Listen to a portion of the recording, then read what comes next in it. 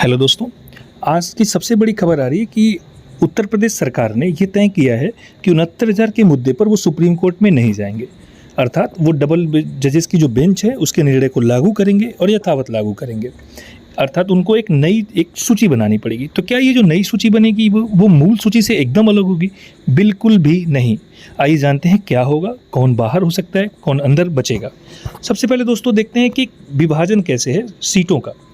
तो जनरल में जहां 34,589 सीटें हैं, उसमें से ओपन सीटें जो कि क्षैतिज आरक्षण से बची हुई, क्षैतिज आरक्षण को छोड़कर 31,050 सीटें हैं और बाकी की सीटें क्षैतिज आरक्षण के लिए हैं, यानी कि 50% लगभग 3200 से 3300 सीटें क्षैतिज आरक्षण वाले अभ्यर्थी, जिसमें कि दिव्यांग, एक्स सर्विसमैन और फ्रीडम फाइटर के कोटे में चली जाती हैं।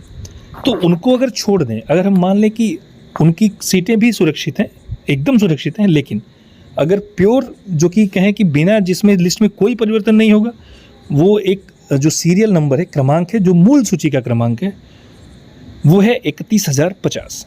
31,050 क्रमांक के बाद किसी का परिवर्तन नहीं होगा। कैसे नहीं होगा, विस्तार से जानेंगे, तथ्य के साथ जानेंगे, कौन कौन से तथ्य हैं, एक एक करके सबको देखेंगे और सुप्रीम हाई कोर्ट के निर्णय को विस्तार से समझेंगे। सबसे पहले देखते हैं मूल सूची कैसे बनी। तो दोस्तों, अभ्यर्थियों को उनके गुणांक के आधार पर रखा गया। अगर आपका गुणांक कम था तो आप नीचे चले गए, गुणांक बहुत अच्छा था तो आपकी रैंक 1 हुई, क्रमांक 2 हुआ, क्रमांक 3 हुई। 34,589 के बाद आरक्षित वर्ग के अभ्यर्थियों को रखा गया, जो कि 50% के बाद आता है। ये भी ठीक था। समस्या क्या आई? समस्या उत्पन्न हुई एमआरसी के कारण। एमआरसी के कारण ही 35,489 के बाद, माफ़ करें, 34,589 के बाद जनरल के अभ्यर्थी भी शामिल हो गए, जिसके कारण ये समस्या विकराल रूप धारण कर ली। अब आइए जानते हैं हाईकोर्ट का निर्णय। हाईकोर्ट ने सीधे कहा कि 34,589 के बाद, ध्यान से इसको देखेंगे आप, 34,589 के बाद कुछ जनरल के स्टूडेंट कैसे आ गए? क्योंकि 34,589 तक तो सारी चीज़ें ठीक हैं, उसके बाद क्या, उसके बाद ये ऐसे कैसे हो गया? ये एक सबसे बड़ी सरकार के लिए समस्या बनी और सरकार इसका जवाब नहीं दे पाई कि कैसे उन्होंने एमआरसी में चेंज किया, क्यों मूल सूची में ऐसे विसंगतियां उत्पन्न हुई। इसको लेकर के ही सरकार को कहा गया कि आप नई सूची बनाइए। लेकिन इसमें फिक्स है, इसी ऑर्डर में ही, कि 34,589 के पहले, अगर आप कह रहे हैं उसके बाद समस्याएं हैं, तो उसके पहले क्या? उसके पहले बिल्कुल सुरक्षित हैं। आइए जानते हैं कि क्या क्या हमारे पास सबूत हो सकते हैं, तथ्य क्या हैं। तो यही कारण है कि सामान्य वर्ग के जो अभ्यर्थी हैं, वो जो 31,000 के ऊपर हैं और 28,000 के बीच, वो 95% सुरक्षित हैं। मैक्सिमम 3,000 सीटों पर क्षैतिज आरक्षण का प्रभाव और मैं मान लूँ, तब भी 28,000 एकदम सेफ। बाकी 1978 में सरकार द्वारा जो लोग बाहर हो रहे थे उनको अंदर किया गया था। तो इतनी समस्याएं नहीं हैं, इतना परेशान होने की ज़रूरत नहीं है।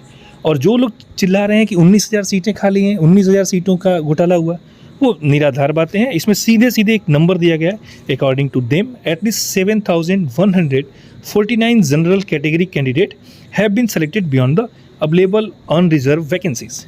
केवल 7,189। अब कुछ शिक्षक साथी कहेंगे कि नहीं, इसमें एक गड़बड़ी हुई थी, उन्होंने जो लोग ओवरलैपिंग सही से नहीं कराई गई।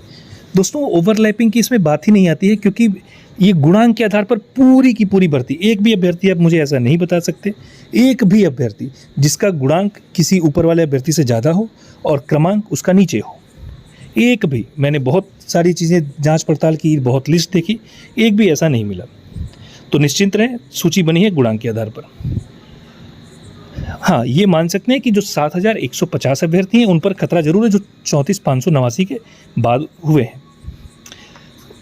अब कुछ यूट्यूब चैनल वाले कह रहे हैं कि ये जो ओबीसी है में ये ओवरलैप करके आएंगे। ओवरलैपिंग होगी, लेकिन ये केवल 34,589 के बाद, उसके पहले की सीटों पर कोई ओवरलैपिंग नहीं होगी। मूल सूची गुणांक के आधार पर बनी है, अतः जिसका गुणांक ज़्यादा है वो ऊपर है। जैसे उदाहरण लेते हैं कि अगर मान लें कि क्रम 25,000 तक गुणांक है 70.75, तो 25,000 से 35 तक गुणांक है 69.5, और इसके बाद क्रमशः गुणांक कम होता चला जा रहा है। जब सभी को गुणांक के आधार पर रखा गया है, तो जाहिर सी बात है कि 34,589 से पहले ओवरलैपिंग बिल्कुल भी नहीं होगी। अब इसका एक और उदाहरण, जो कि सरकार का प्रेस नोट था, इसको भी देखते हैं। सरकार ने अपने प्रेस नोट में बहुत सारी बातें कही थी। उसमें से एक बात जो हमारे काम की है, जो हमारे लिए सबसे ज़रूरी बात है, उसको आइए हम देखते हैं। सरकार स्वयं ये बात कहती है कि आवंटन सूची मेरिट के आधार पर बनी है। और कैसे बनी इसको पढ़िए। क्रमांक नंबर 12 में सीधे सीधे लिखा है कि एनआईसी द्वारा तैयार वेबसाइट पर प्रदर्शित जनपद आवंटन सूची में यह आवश्यक नहीं है कि जिस अभ्यर्थी जो श्रेणी का है उसका चयन उसी श्रेणी में हुआ हो। सूची में सम्मिलित अभ्यर्थी को उसके गुणांक और विशेष आरक्षण के आधार पर चयन श्रेणी निर्धारित है।